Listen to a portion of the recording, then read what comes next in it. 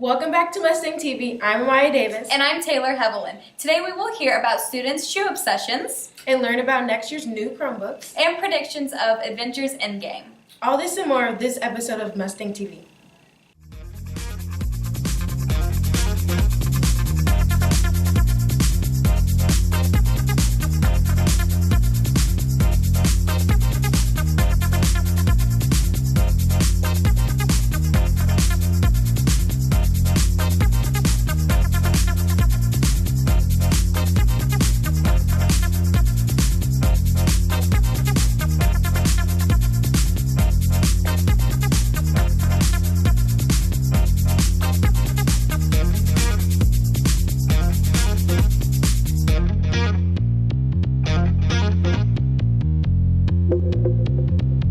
On March 28, 2019, we had a special visit from one of New York Times bestselling authors, April Henry.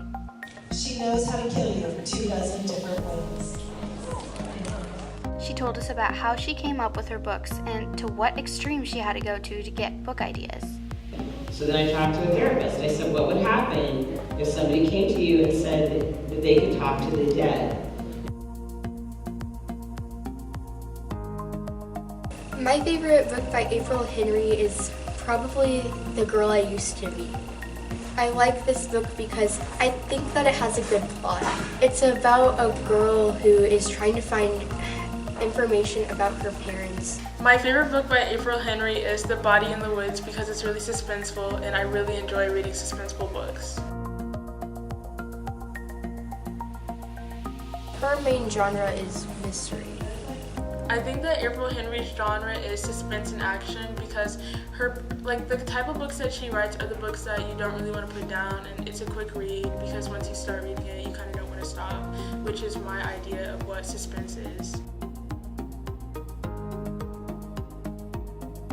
I really enjoyed meeting April Henry because by meeting her, she gave us a chance to share our topics of what we like to write about and our ideas of writing when we were with her, of course, because it was the writer's workshop or whatever. And I really enjoyed that about her because she also gave us feedback and told us more things to work on when it comes to writing. Signing off from Mustang TV, Taylor Stone and Caitlin Martinez.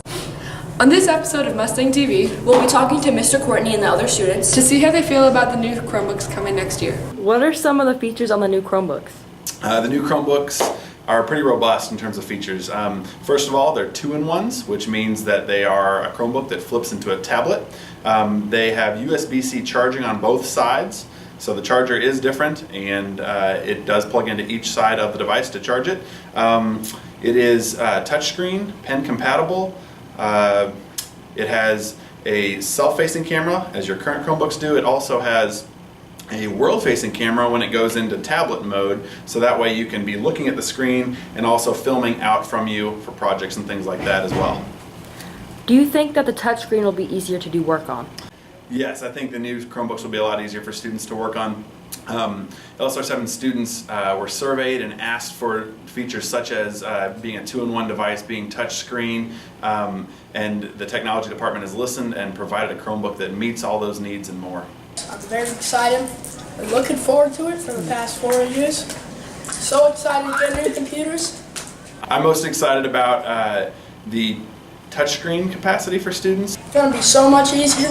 There's going to be way more motivation to do your work because you can touch things. I think that's more interesting. And one thing that I think isn't quite obvious in that touchscreen, it's also pen compatible, is that students can, anything that a teacher gives them, so anything they can see on their screen, students can then capture that region and they can annotate on top of it. So students will be able to create things on top of websites that their teacher has given them, even PDFs their teacher has given them. Students can then create over the top of it, and it uses a system called Google Keep. So if you're not familiar with Google Keep, it's keep.google.com. It's a part of your Google account.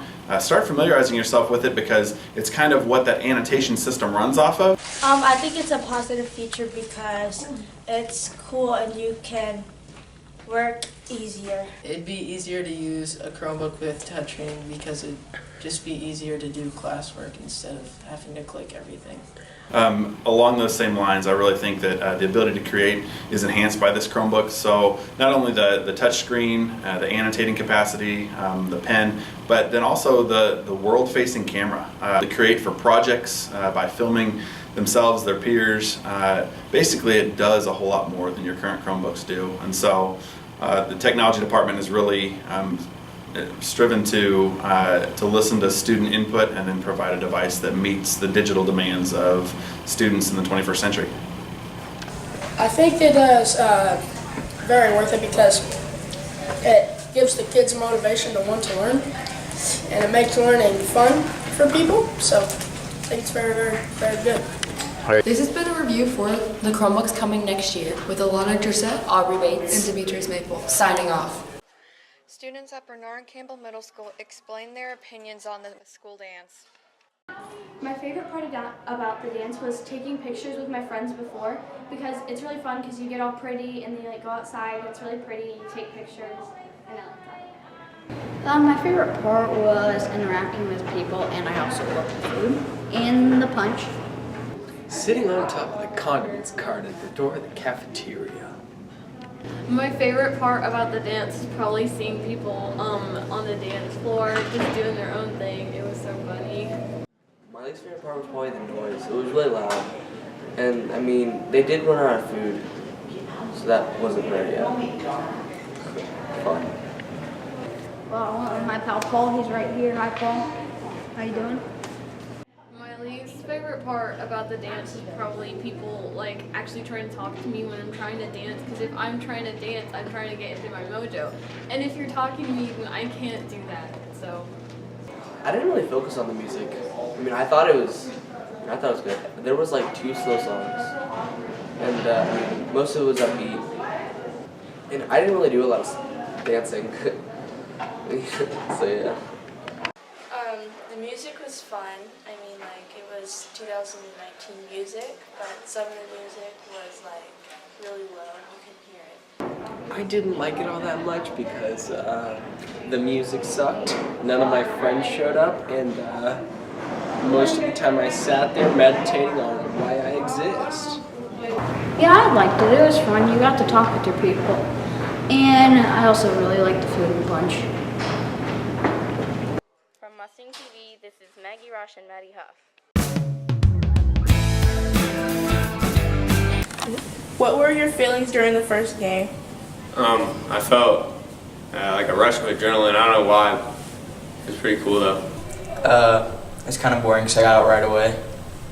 I was nervous, but right when I got on, I ended up breaking my finger, but it didn't hurt that bad.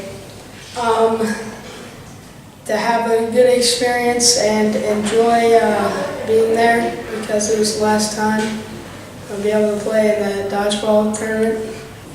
What were some of your favorite parts of the tournament and why? My favorite part were just knocking people out because it was just funny watching them. Probably the last game because it was me and my friend Cameron against 4 others, and I got 3 of the last 4 out. Of course, winning. I clutched the one before. That was pretty cool.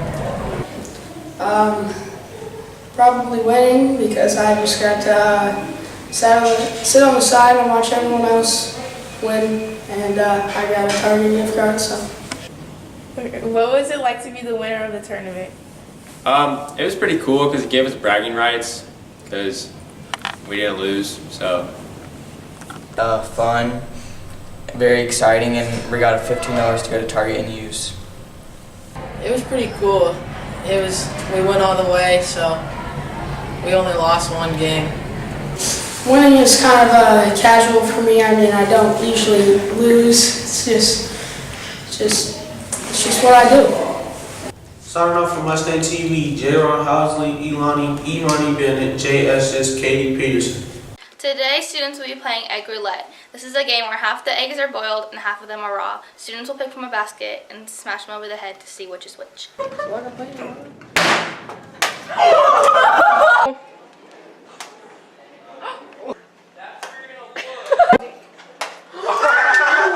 3. Hold on. Ready? 1, 2, 3. No! Dude! We can use that as 1, 2, 3. Oh! No! Ew!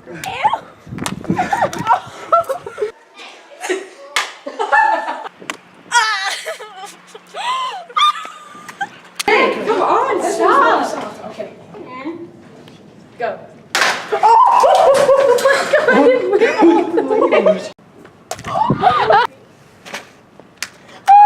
From Mustang TV, this is Emma Hayden, Frankie Valdivia, Sasha Plowman, and Sierra King. This is Mustang TV, and we are asking people what their Avengers Endgame predictions are.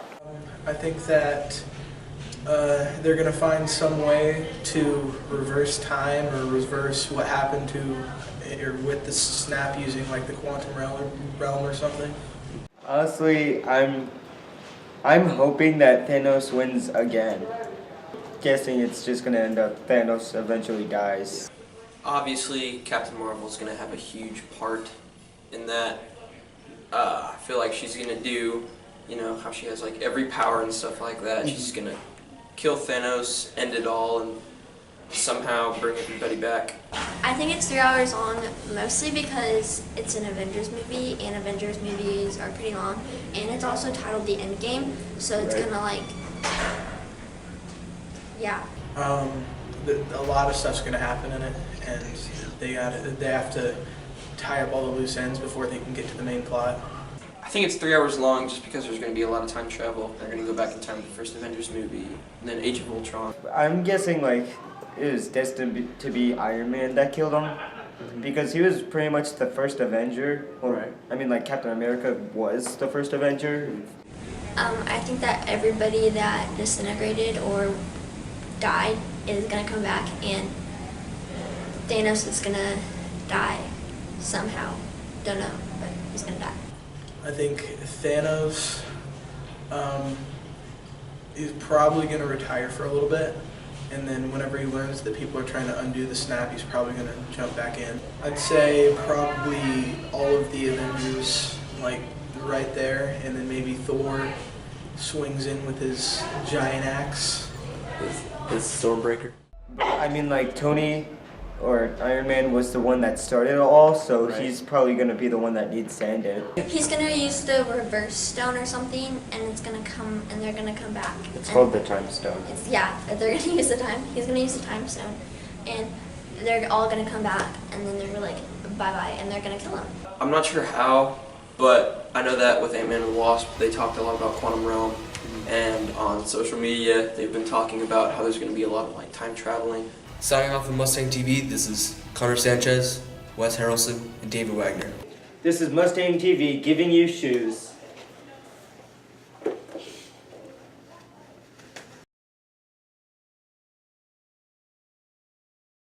When I got my first pair of Jordans, and then from there I just saved up money and started spending on those shoes.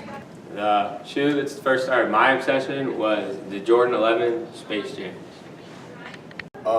When I was real young, I had the KD6s, and then recently, like 3 years ago, I was at a basketball tournament. I was out there in Texas. One of my teammates, he had got one of the new Jordans that came out. It was the Baron 11s, and I was like, whoa, I really like these. So maybe a couple months after they dropped, I went and got a pair myself. So that's really what started it all. When I was in first grade, my dad got me the grade 5 Jordans. I think high tops look good, and just like, I like white or like bright shoes. They can't be dirty. That's number one. They cannot be dirty. And number two, the outfit gotta match. It has to. If it doesn't, it's not good. Well, it really depends on your style and what like you think looks good. But like for me, I like Jordans and like Nikes, and Puma is starting to catch my taste a little bit. But what really makes a shoe look good is the shininess, and sometimes it doesn't have to be shiny, but just the material of the shoe just makes it look way better. Just the way they are built and like the colors. Shoes that I own are my Platinum 10s, but I sold them. My favorite pair of shoes that I own is either my 7 Tinker alternates or my Kobe 9 low silk roads. The coolest pair of shoes that I own is probably my dark gray 12s. But you know, I got a lot of heat in the closet, but you know, we're not gonna talk about that right now. My Platinum 1011s. I usually buy them from X-Stock or Foot Locker. I buy shoes from either GOAT, Foot Locker, or StockX. So when you have big feet like me, shoes get expensive. Like these right here, these are 12. I got these at Champs. Foot Locker, they're just getting too expensive for me. So Champs is a good place to go if you're looking for good quality shoes that are big. But yeah, Champs and Foot Locker. Sometimes you can order them offline, so you know, it's cool. Foot Locker and Flight Club.